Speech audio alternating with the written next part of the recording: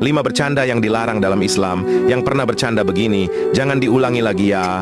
Yang ikhlas menekan like dan subscribe. Atar doain semoga banyak rezekinya. Amin ya Allah. 1. Menghina atau mengejek orang lain bisa menyakiti hati dan termasuk dosa. 2. Bohong saat bercanda. Rasulullah melarang berbohong, meski untuk lucu-lucuan. 3. Candaan kasar atau kotor, tidak sesuai akhlak seorang muslim. 4. Menakut-nakuti orang lain, termasuk candaan yang dilarang keras. 5. Membuat orang malu di depan umum, bisa merusak kehormatan orang lain.